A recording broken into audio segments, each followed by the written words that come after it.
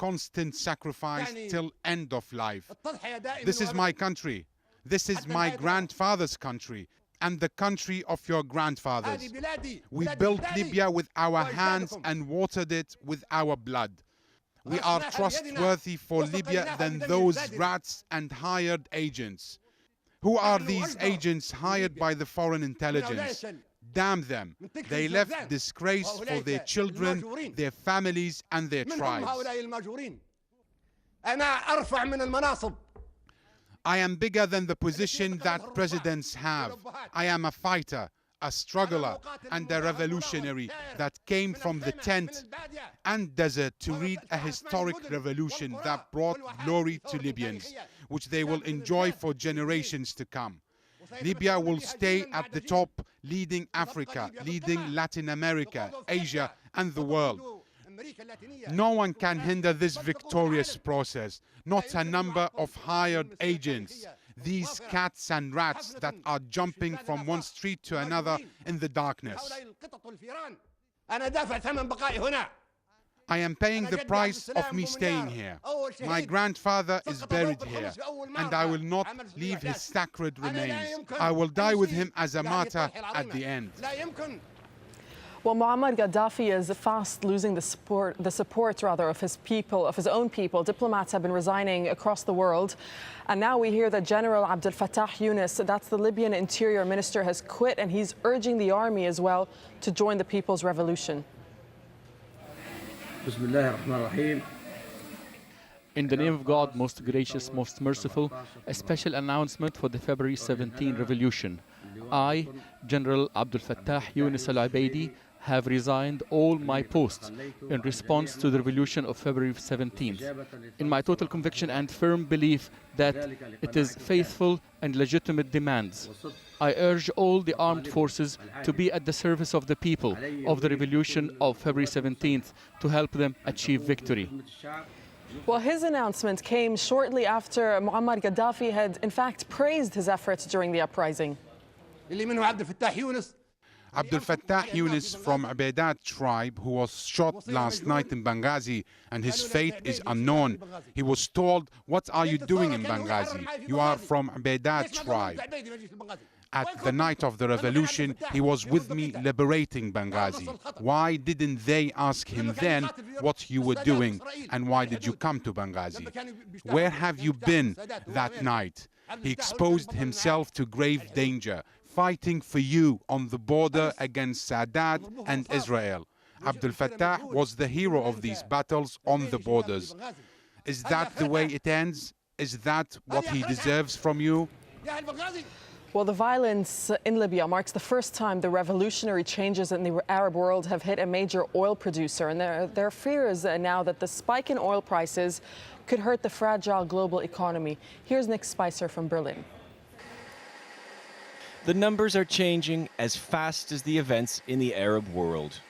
Western consumers are concerned at gas prices rising as the Tunisian, Egyptian and Libyan peoples rise against their rulers. No matter what you're pumping these days, diesel, premium or unleaded, you're likely going to be getting an extra dose of market fear, uncertainty and higher prices, dangerous to the global economy and to the world's poor and hungry. The world produces around 85 million barrels of oil every day.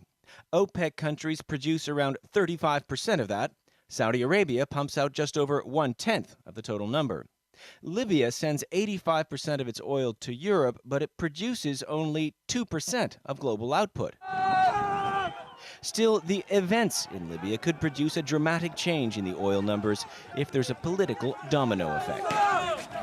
It might go to the Persian Gulf. It might affect the major producers. The kingpin is Saudi Arabia with 8 million barrels per day oil production. And that is just impossible to substitute, impossible to balance the world oil supply demand if that happens.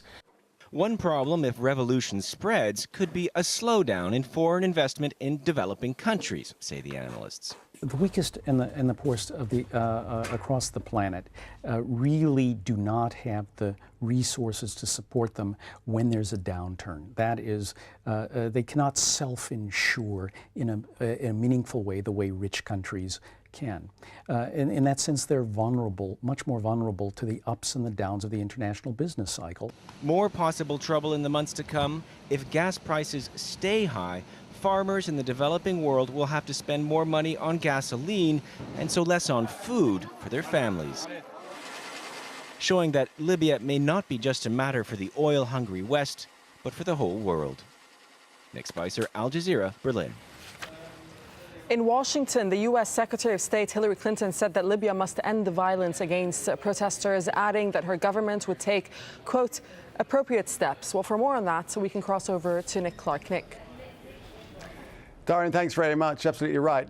Hillary Clinton said Washington would be watching the situation closely and make decisions based on, quotes, our policies, our values and our laws. But she did not say whether the US would enforce a no-fly zone over Libya, which some diplomats have been demanding. The United States continues to watch the situation in Libya with alarm. Our thoughts and prayers are with those whose lives have been lost and their loved ones, and we join the international community in strongly condemning the violence, as we've received reports of hundreds killed and many more injured. This bloodshed is completely unacceptable. It is the responsibility of the government of Libya to respect the universal rights of their own people, including their right to free expression and assembly.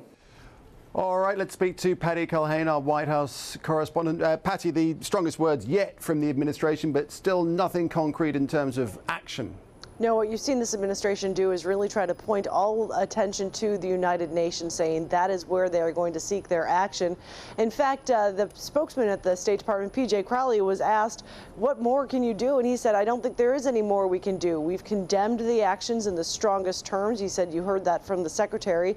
We didn't hear anything from President Barack Obama. The only thing really we've heard from him was last Friday when he mentioned Libya in a statement condemning the violence in Libya, Bahrain, and Yemen. In Bahrain and Yemen, the president picked up the phone. He's spoken to those leaders. We haven't seen him take that step when it comes to Libya. In fact, we've only heard from the Secretary of State and just what you just played fairly briefly today. You do wonder what must be going on behind the scenes, don't you? What preparations might be being made? Because as one UN diplomat said, these are very dangerous times, especially given the mercenaries being flown in, the fact that planes can't land at Tripoli to pick up foreign nationals and so on and so forth. These are dangerous times.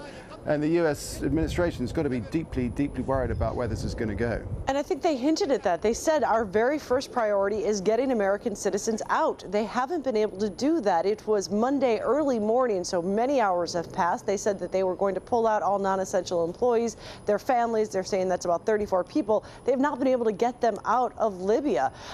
They said that they are talking to some commercial flights. They've got charters on standby. They're working with the Libyan officials. But obviously that is a huge concern for the U.S. What could happen if the Libyan government was to get a hold of their citizens? The truth is, the United States is pretty hamstrung, in effect. It has no leverage, it has no military ties, it has no big aid budget that it